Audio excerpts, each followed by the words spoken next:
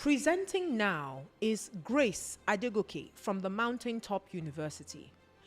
Grace Adegoke is a master's student in the Department of Music, Organ House at Mountaintop University.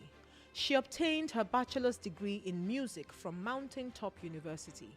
Her research focuses on the exploration of Yoruba folk songs and its impact on social change in Oyo town.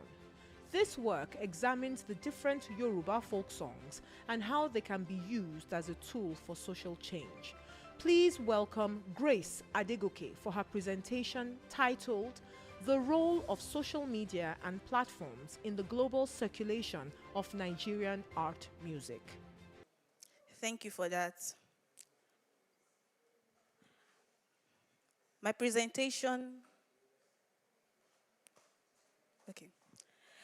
presentation explores the role of social media and platforms in the global circulation of Nigeria arts music. Now, my question is, what is the future of Nigeria arts music? Nigeria art music, for decades, perceived as an elite cultural expression, has undergone a significant transformation, moving from exclusive performance spaces to a more prominent position in everyday life over the past 70 to 80 years. This shift has been catalyzed by the penetrating influence of social media and digital platforms. These technologies are not merely supplementary tools, they represent fundamental conduits for the global circulation of Nigeria arts music. My presentation examines how these platforms facilitate an unprecedented reach for Nigeria art music. In Apadora's concept of mediascape, it describes the distribution of electronic capabilities, the production and dissemination of information. It notes that these capabilities increasingly centers on the image-driven, narrative-based portrayal of reality. For Nigeria arts music, this translates into the myriad opportunities for composers and performers to bypass historical limitations, such as reliance on live reciters, printed scores, or choral performances. Platforms such as shown here, such as YouTube, Apple Music, Facebook, TikTok, have dismantled former geographical and economic barriers, enabling the worldwide dissemination of content and reshaping the Nigeria arts music trajectory. To understand where we are going, we need to understand where we've been. How was Nigeria arts music produced? And where did people listen to in the last 50 years? 50 years ago, our music was primarily created and circulated through quite distinct channels. Listeners would primarily encounter Nigeria arts music through live concerts and recitals, often held in university halls, churches, or cultural centers. Choir festivals were also incredibly important, serving as major platform for performance and appreciation. And also radio programs, broadcasting compositions to a wider scope and all. This system, though it's constrained, but it was also sustainable as at that time. Now let's consider the type of people who listened to those music, the arts music concerts. Historically, this audience might have been perceived as more elites, demographic, educated individuals with a cultivated interest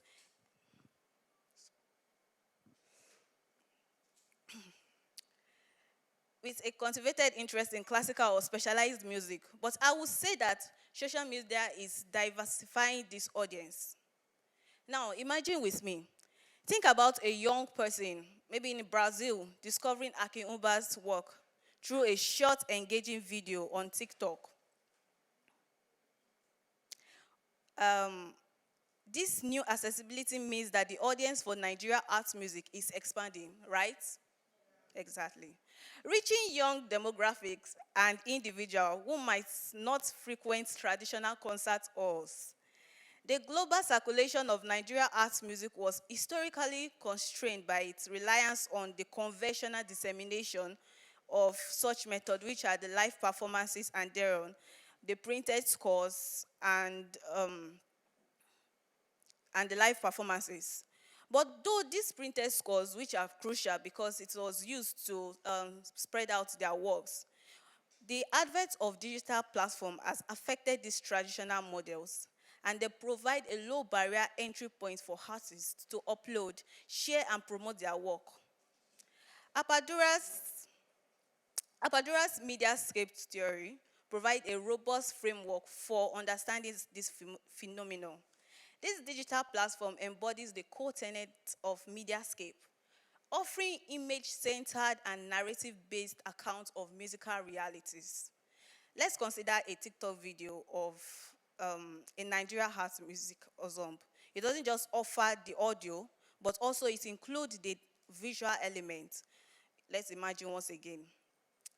Please wait.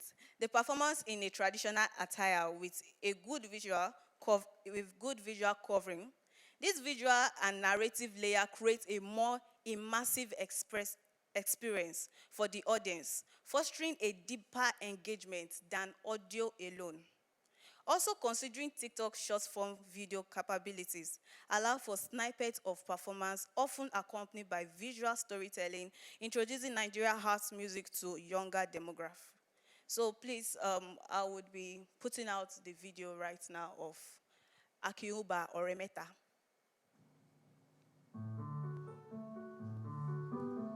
Meta meta lore, meta meta lore, okoni nuwasunile, okoni nuwasuleni, okoni nuwasulaya, moshoju bere mobanaya no, motilo mosa, motilo mo obale ojo. Ọ̀pẹ wẹ́wẹ́ ṣekú pàpàkó, iṣẹ́ nkele ṣekú pọkùnrin. Ọ̀tẹ̀bàdàn mọ́gun wájà ló, òun kẹrẹ ṣekọ yẹ̀yẹ̀. Yẹ̀yẹ̀ olọ́ra mọ̀.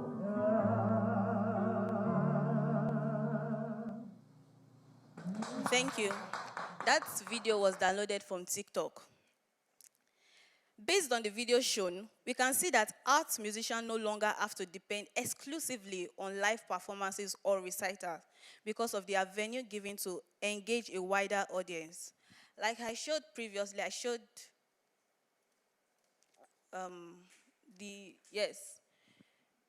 these two profiles, they are both organists, and I got their work from TikTok. They have quite a number of people following them, and they play just classical pieces. So you can see how younger generation are able to engage with these people through the platform they are being used.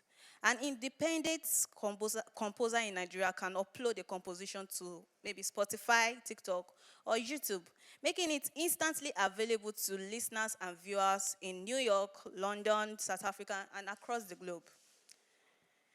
Now, we can say all this, but we should know that another thing is the monetization of what this thing has brought. Because we can't just say that we are putting it online, but it's also bringing the role of this social media is also helping these composers to earn more money through their royalties. So they don't have to just go out of maybe their spaces to get paid. They get paid from what they do by posting their works online. This direct-to-consumers model empowers artists, enabling them to control their narrative and connect directly with their audience. Like I made mention here, if you can see, you can see that they have about 290K viewers, and they have audiences that reply to each works that they do, and they also comment back.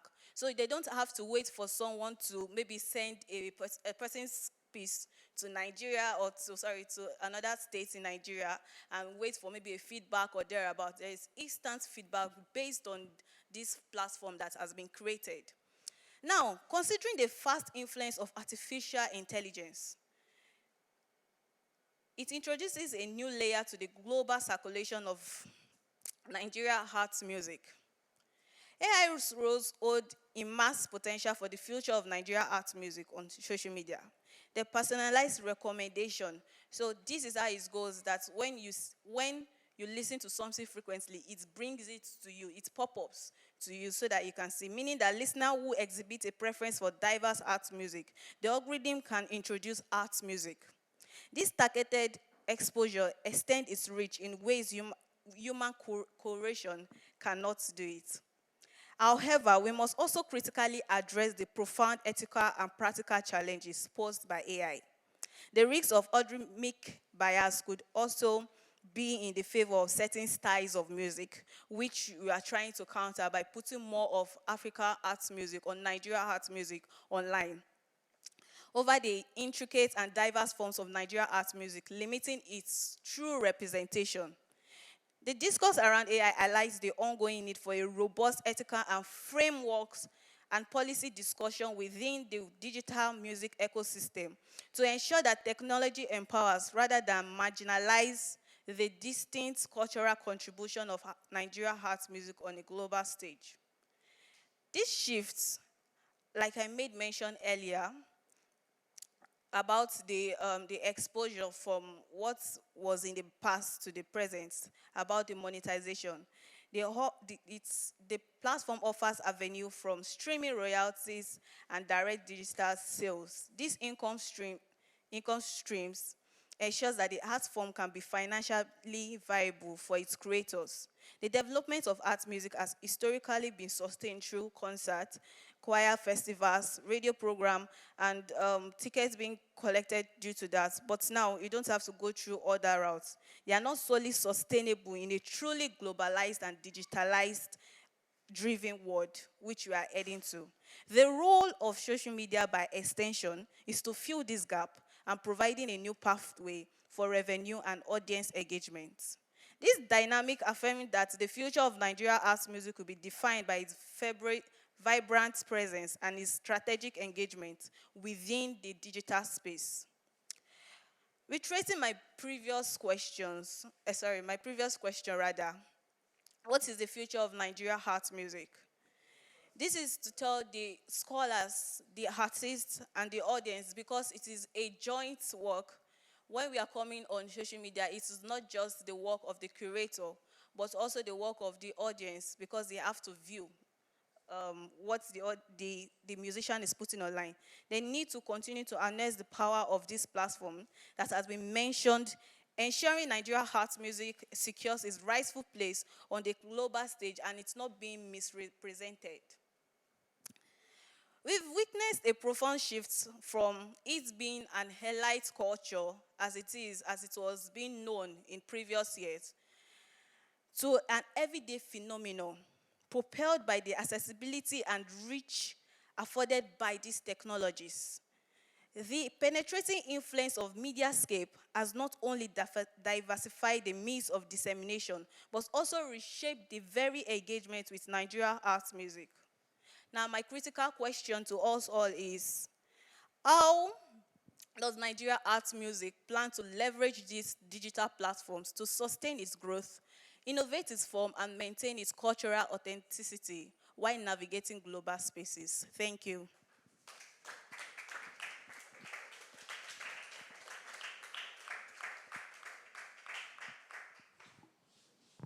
Thank you. So, perhaps you have question. Online, our online friends. Let's know if you have question. Then if you have question for Grace. Also, some of us who are here, in case you have question for Grace, please kindly signify.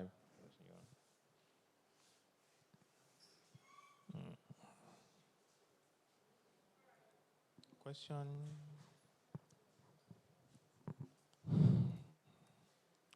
So, okay, you have a question. It is not a question per se, it's just to encourage her. I gave a paper in the recent conference by TOFAC 2025. My paper centers on the advantages of social media platforms for youth as a source of creating wealth.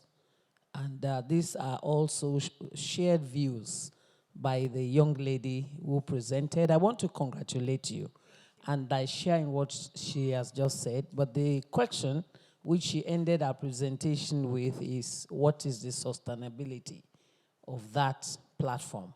And I just wonder if you engage through a theory. I didn't hear that. Yes, Apadora's theory of mediascape. Then you were talking about audience and the artist relationship. I think you Yes. should also engage reception theory. It will assist you because it talks about the reader's perspective. You need their responses, and it's that bulk of responses that you use to adjudge the fact that the artist gets feedback. So I think that theory will assist you a long way. Reception theory, right? Reception theory, yes, by Hans Robert Joas. All right. Thank you, Ma. You're welcome. Oh, thanks. So I was also wondering whether are you also engaged in social media advocacy? In the things that you're asking people, is there a way you are actually doing that? I think you are. But let me allow you to answer. I work for Organhouse, so most of the videos we upload on TikTok, especially, I do the uploading. And Okay. Thank you. Excellent.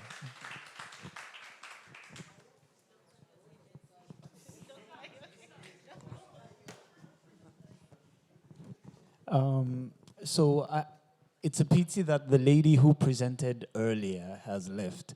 I think what you have just presented offers a solution for women. Yes, I think so. To the best of my knowledge, having a presence, social media presence, takes a lot, you have to be consistent with recording, you have to be consistent with the editing, you have to improve on your content, etc. You also, not just the music, you also have to learn how to source crowd, how to keep them, all those kinds of things. And I think this speaks to what Brashen was saying earlier, that you have to struggle for it. Because you have the content, it doesn't mean people are going to follow. You see, so it's. I think that's where the struggle is. yeah, I gave an example. Two people, a guy and a lady. I don't know if you took note of that. Omoshalewa Precious. She's also an orglist, and she has multiple followers, both on TikTok and on Instagram, whereby she makes sure that she posts frequently, maybe almost every week. So you can see that there is a difference between her that posts almost every week and another person that just waits for a gig to come, which I said that we are already moving to a globalized era, that we might not necessarily have to wait for gigs to come at us, but we can put it online so that it can be sourced for. Definitely. I agree with you. I'm just buttressing on that point. Thank you, everybody.